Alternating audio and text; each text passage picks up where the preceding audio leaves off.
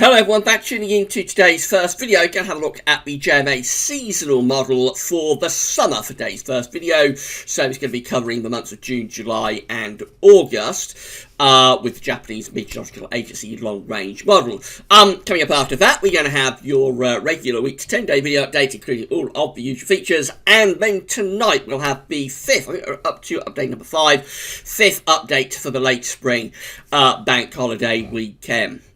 But starting us off, this is a little update looking at the JMA seasonal model. So, of course, on Saturday, we're going to do the third and final seasonal model roundup of the summer of 2019. We're going to get something like 12 or 13 long-range models together to see what they're all showing for the final time for this summer. And we'll sort of see what trends there are among all of these models from the world's leading forecast centres. But the JMA, you can get a lot of information from the JMA seasonal model, and of course with all those other models we never have time to go in depth into the JMA to really drill down into all of the data that we can get from it. So we always like to take this model out and sort of isolate it out and do a video of it its own time. But it will make up part of that season model roundup that we're going to do on Saturday.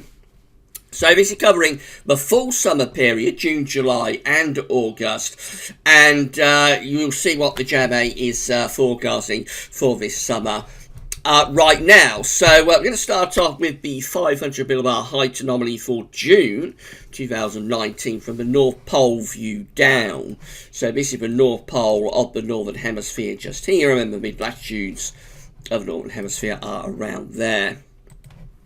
Yellow, orange and red extrapolating to above average heights, which is high pressure. Blue extrapolating to below average heights, which is low pressure. So we can see that for June, the JMA is forecasting an anomalous area of above average heights to be sitting to the north of Scotland. Large area of high pressure sitting to the north of Scotland, backing in towards the North Pole as well. This would lead us to expect an easterly flow for June. Will be quite an easterly month. There's below average heights in the middle of the Atlantic. That could be undercutting a little bit into some southern parts of Europe along with the jet stream. So it's one of those funny months, this. It looks quite settled. And we do have above average heights sitting just to our north. But I suspect, particularly the southern parts of the country, might be just a little bit more unsettled than you might expect looking up that sort of chart. So I would suspect that for the south we're probably at risk of bringing up some thunderstorms or some heavy showers at times. Driest conditions would likely be in the north, actually, where we're close to this large area of above average height. So driest in the north. Wouldn't be a particularly wet month, I wouldn't have thought, in the south, but that's where the most likely, that would be the most likely area to get showers, maybe at times even some thunderstorms. A relatively warm month, we'd be bringing in the wind from an easterly direction in June. That's going to be quite a warm wind direction away from the east coast. Then we go through to July. We've got this rather bizarre looking pattern for July, where it just looks like we've got an area of above average heights covering most of the northern hemisphere. So this is a really difficult one to pin down. It does look as though there's above average heights sitting close to the UK. So I suspect we will probably be pushing the jet stream off up to the north, if anything, with that.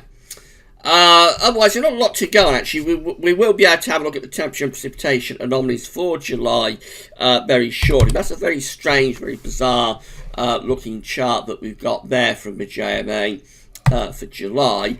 And then for August, we get the above average heights going just out to the west of the UK. So the above average heights kind of like centred to our west and to west of Ireland. That would leave us doing something a bit like that with the flow and with the jet stream. It looks like there could be, although it's not below average heights, it looks like there could be a trough of low pressure in over Scandinavia. So with that one, I mean, it's not a particularly wet pattern at all. It's mainly dry because we have blocked off the Atlantic. But perhaps a little bit on the cooler side there, possibly bringing the wind in from a northwesterly direction. And of course, if we did get a trough of low pressure developing over Scandinavia, and we started to bat that west, then it could turn a bit more unsettled as well. It does also over JMA go for a very anti-cyclonic summer though here, so quite a dry summer coming up, you have to say. All 3 summer months appear to have strong influences from above average heights, so a dry summer, probably quite a warm summer overall as well, I would have thought. So this is the tropical and mid-latitude view. We have a look at temperature, precipitation, anomalies and mean wind direction as well with this view. The UK and Ireland in the top right-hand corner of the chart, as you're looking at it. We can't see the North Pole view down because we can't see the North Pole, I should say. That's off the top of the chart up here. But of course, we did just have a look at the North Pole view down, so we know roughly what's happening. In June, we're starting off in June over the 500 millibar high anomaly places, high pressure just to the north of the UK, and look like we'd be bringing in easterly winds. Maybe threatening some heavy showers, possibly thunder into the south at times, perhaps. Temperature anomalies with the JMA are being forecast to be above average during June. Not a big deviation, it's only like up to a degree above average. But it is going for a slightly warmer than average month as well. Precipitation anomalies. And this does back up what I was just saying. So for northern parts of the country, it's drier than average, but for England and Wales, job to make it out, but for England and Wales, it is actually a little bit wetter than average. Most central parts of Europe are also coming out wetter than average. So there is definitely the chance of, with the high pressure to our north, there's definitely the chance of bringing up some heavy showers, maybe thunder even, into southern parts. It's one of those months where there's a fair amount of thunder taking place, but quite warm. The mean wind direction, these are always a job to make out, these black arrows, but the mean wind direction is easterly for June. Wind is coming in from the east. And in June, that's going to be a relatively warm wind direction. Down the east coast, it can be quite cool still. And you can often get low cloud rolling in off the east coast. And then it's a case of watching out low cloud burn back to the coast through the day. But sometimes you can have cloudy mornings and then sunny afternoons with east winds. And generally, it will tend to get warmer with those east winds as the month progresses and the continental landmass gets hotter. Then we go through to July. We've got that rather bizarre looking pattern with the 500 millibar height anomaly for July. But it does look for above average heights again being placed very, very close to the UK. So you expect a relatively warm and dry month again. Temperature anomalies are being forecast to be above average again in July. Once more, it's not a really big deviation. It's only up to 1 degree above average, but a milder, warmer than average month being forecast there. And also quite dry too. So it does look as though that area of high pressure is almost sitting over the top of the country during July. So we're coming out with a drier than average precipitation anomaly for all places. So obviously with high pressure over the top of the country, you would expect quite a warm month, potentially even a hot month in July, and dry too. The mean wind direction is still sort of east to easterly, really. The easters are going a little bit further south, though, because the high pressure is further south. So instead of high pressure being centred to the north of the UK, the high pressure is actually centred over top of the UK, really. So, yes, still bringing in an easterly type flow, but I would think quite variable, actually, with the winds under that large anomalous area of high pressure.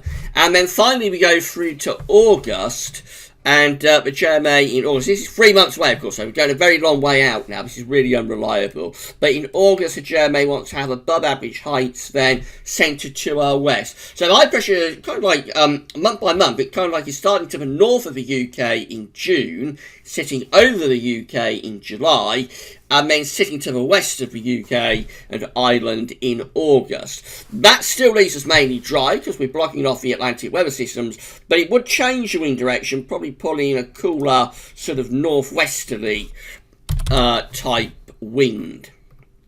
The model is still going for above average temperature anomalies though in August, so it's not seeing anything particularly cool coming up for this summer. A warm summer is on the way, and still dry because the high pressure is just there to the west of us, so it is still exerting its ridge into the UK, deflecting low pressure away to our north and west, and so again coming out dry on average. So this is a very, very dry and warm, maybe at times quite hot summer that the JMA is forecasting here.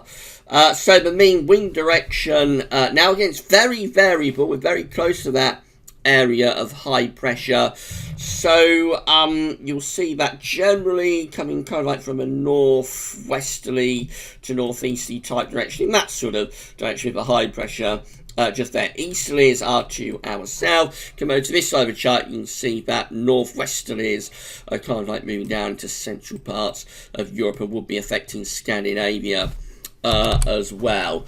So it's a very sort of anticyclonic summer that the JMA is forecasting here. In some ways a bit of a repeat of last summer, although I'm not sure it's going quite as extreme with the high pressure signals as we had last summer. But overall, you have to say this is shaping up to be a very anticyclonic summer.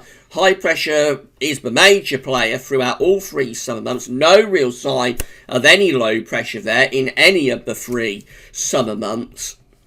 All months are dominated by high pressure, albeit its position is changing a little bit month by month. But an anomalous high pressure dominates this summer, and that therefore would lead to a very dry and a warm summer, potentially even at times quite a hot summer, particularly July, if that high pressure centred over top of the UK. But June and August would also have really warm potential here as well.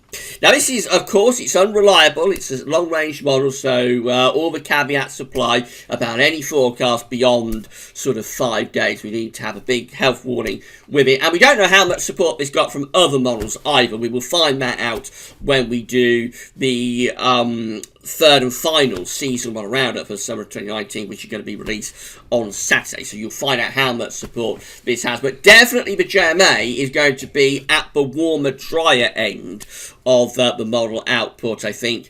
For this summer, it's definitely going for an anticyclonic summer. Could be very warm, maybe hot at times. And with so much high pressure around, will be a very dry summer as well. So we shall see, and as I say, we'll do the third and final season model roundup summer of 2019 on Saturday.